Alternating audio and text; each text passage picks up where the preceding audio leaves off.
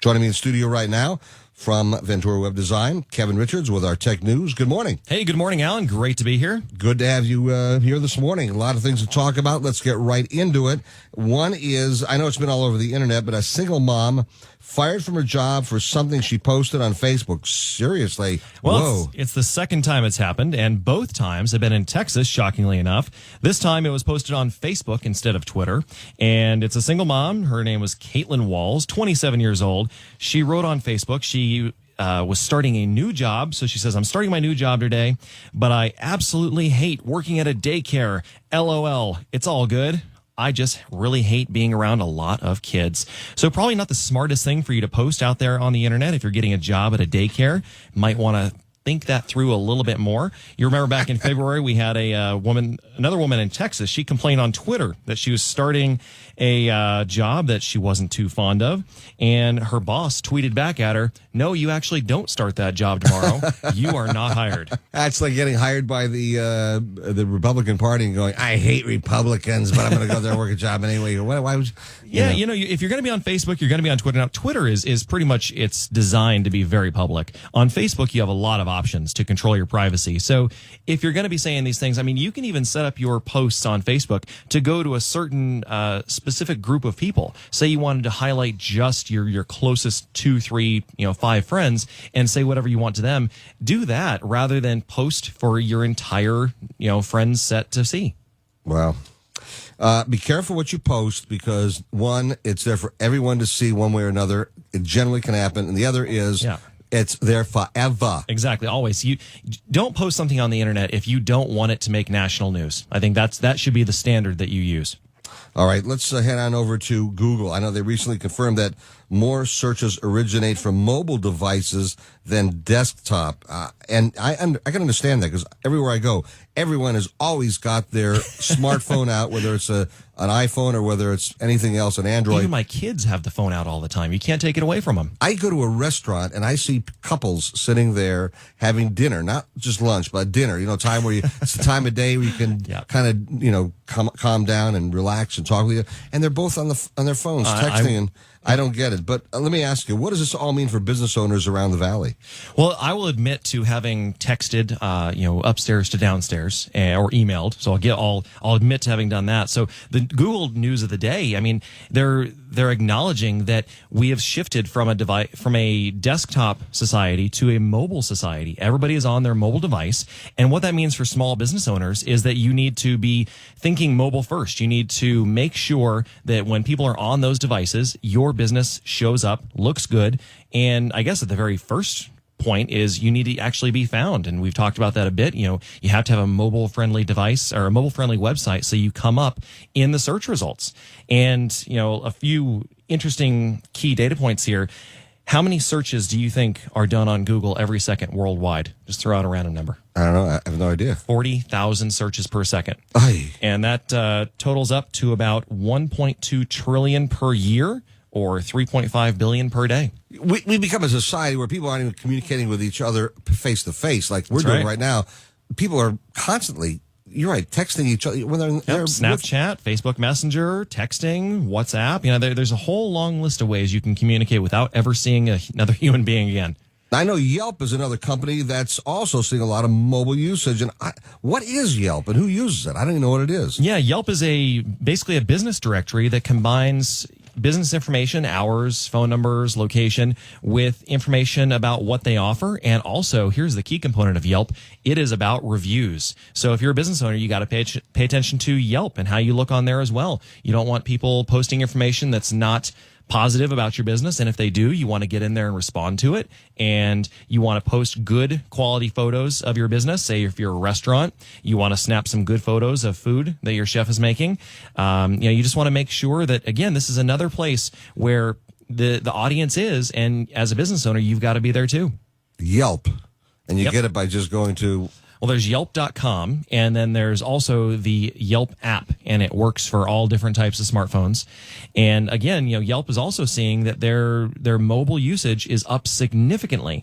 More than 50% of the reviews and photos that were contributed to Yelp were done via mobile. Amazing stuff. Amazing. See, I learn new stuff every Thursday like this. This is amazing. I want to talk in a moment about the fight that went on, this Mayweather-Pacquiao, Pac-Man fight, whatever, and some of the stuff with that, people who paid for it. And anyway, I want to talk about that. And Carly Fiorina, I know she announced her candidacy, but some people are saying she made a mistake about the web, and I will fight about that in just a moment as well. Really? Okay, you say that also. All right, Kevin Richards with our tech news. Quickly, before we get into this whole thing with the fight, which I do want to get into, there's some news about Apple Pay. Now, I'm a big Apple guy, but I've never used anything like Apple Pay before. Well, you got to have an iPhone 6, and you have to set up the Touch ID, and it's pretty cool. You can go into, for example, Albertsons. You can leave your wallet behind, walk in there with just your iPhone, pick up your items, go up to the checkout stand. Now, this only works at certain Albertsons, I've been told. Luckily, it works at mine. So you go in there and you put your phone right next to the terminal where you would normally scan or swipe your credit card, and it will recognize that your phone is ready to pay. You put your finger on the Touch ID. You're done. You've paid for your products. So Best Buy, they have been a long time holdout. They were not adopting Apple Pay for the longest time. They have now, I will say, given in, and they're accepting Apple Pay. You can do it right now on your iOS app. Right now, you can buy items with Apple Pay, and you can have home delivery or in-store pickup. Then later this year, you'll actually be able to use the device in-store at their checkout counters. Do they charge you for Apple Pay? No, there's no charge to utilize Apple Pay. It's pretty cool. So who makes money on this deal? I mean, there's no such thing as a free lunch. Well, that's right. So whenever there's credit card processing going on, it is definitely, the banks are making money, and Apple's getting their hand in the pie as well. Okay, so the banks make money, and then Apple gets you on their app. As a consumer, you're not paying anything. You're just paying your normal, whatever you're paying to the store. It's the merchant who is paying for the opportunity for you to use Apple Pay. It's costing them? Yeah, just like it costs them to accept credit cards. Okay. It's when you as a business owner, you're going to pay anywhere from 2 to 3.5% per transaction. American Express is the most expensive if you're a small business owner. And then you also pay per transaction that goes through, like 10 cents, 25 cents, something like that. So it's not costing them any more to have you use Apple Pay. It's just another form of getting you to shop with them and being able to pay for the goods. Exactly. It's just another form of payment, just like PayPal as an example. Okay. All right. I understand. But you have to have an i6. You do need to have the iPhone 6, and then you, of course, need to set up Apple Pay. It's pretty cool. You scan your credit card, and it accepts it right into Apple Pay, and your phone is a pretty secure device for that. Okay. Leave your wallet at home. Except you need your driver's license, don't you? They've never asked me. I think that's the point. You get to take your Apple phone in there. You just pay with your fingerprint, and you're good to go. Now, sometimes they will ask you to sign the credit card receipt. Most of the time, they don't. As long as I brought that up, if you have an iPhone 6, can you go ahead and scan your driver's license and then have that act as your driver's license in case you're stopped by an officer? I think the way the law is written is you need to actually have your driver's license there, but I think that's a great point. And another point that we can kind of steer into is there's been a lot of fraud using Apple Pay. You input credit card information into Apple Pay, and then suddenly you're able to go use that wherever you go. So it's taking advantage of the fact that it's supposed to be more secure, but in reality, all you've done is you put credit card information in your phone, and then you're verifying that phone is yours by using your fingerprint. You're not actually verifying that the credit card you're using is yours.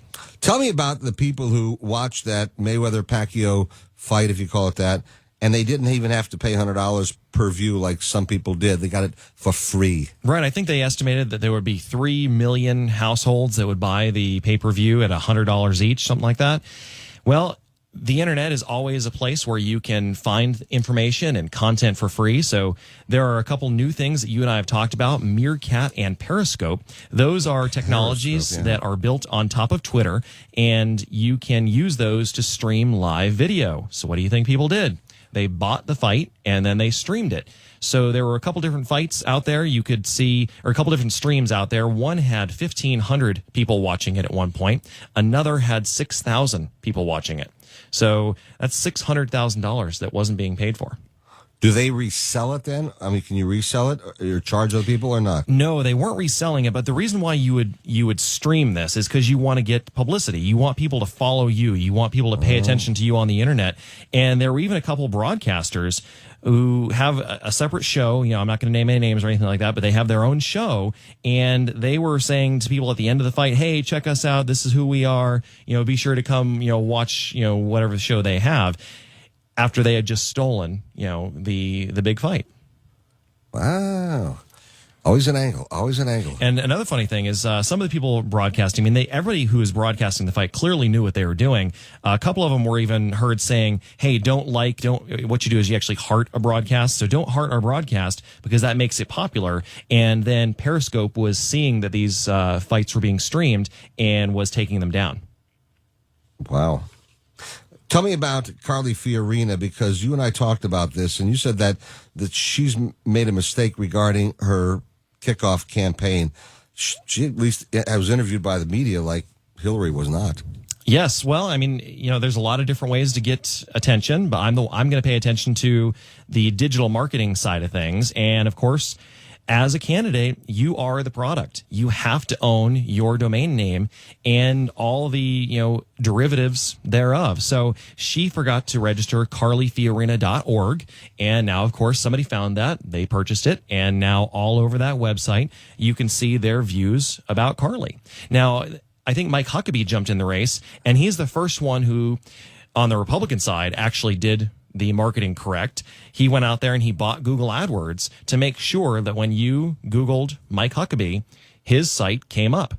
And it's just, you know, basics that are being missed and forgotten by these candidates is really shocking. So I think as the election season unfolds, I'll keep coming back in here with information about what those candidates are doing right, what they're doing wrong, so, you know, we can have that discussion about how they're marketing. What about Rubio and Paul and people like that? Have they done it right? They've gotten better, you know, but on day one, if you haven't gone out there and bought your name, or you haven't purchased the, you know, pay-per-click to make sure that you come up, no, you're doing it wrong. You're allowing other people to control that message. You need to make sure that when somebody is searching your name, they can find you. There's countless other pieces of information and websites out there about you. Make sure they can find the one you care about. But even if you have your own, I have allenstock.com. If I was going to run for office, which I'm not going to do, but somebody else could buy stock for Senate or stock for Congress, if I was running for something like that. Right. I mean, they could do that. They couldn't buy allenstock.com. They could buy variations, though. Exactly right. And those things that you're saying right there, that's something you would buy if you didn't have your own domain name, allenstock.com. But forevermore, you know, for your Senate run, for your, you know, your presidential campaign, you're going to use allenstock.com. I swear to God, man, I never had sex with her. I can announce right now or something. Yeah. Well, I'll never run for office ever. So these people have got to get it together, and they don't all have got to get it together. I mean, the last presidential season, Romney's website was, you were unable to use the shopping portion of his website to buy. You know, if I wanted to buy a bumper sticker or I wanted to buy a yard sign, you couldn't do it. The website, crashed. It didn't work. I mean, come on. Setting up a website is not the same as being the leader of the free world. If you can't run a website, if you can't get your digital marketing together, that is pretty scary. I was looking for an insert for my wallet yesterday. I was running around and I couldn't find it. And some guy said to me at one of these Office Max plays, he said, "Have you tried the internet?" And I went, ding. And I went home and I found what I wanted and I ordered it. You know, it was real cheap. And there it is. So the power of the internet. Almost anything you want, you can find online. All right, if people want to get in touch with you, of course, Ventura Web Design can be found at allenstock.com. Go to the right-hand side of the page, and you will see a logo that says Ventura Web Design. Isn't that clever? And click onto that. You'll get in touch with Kevin Richards or the people at Ventura Web Design. Find out what they do, and they do a lot of great stuff. By way of disclosure, of course, they produced allenstock.com, and I appreciate that. Absolutely. We'll do it again next week. All right, I'll be here. Be a lot of fun. Absolutely. Be a lot of fun. Absolutely. Be a lot.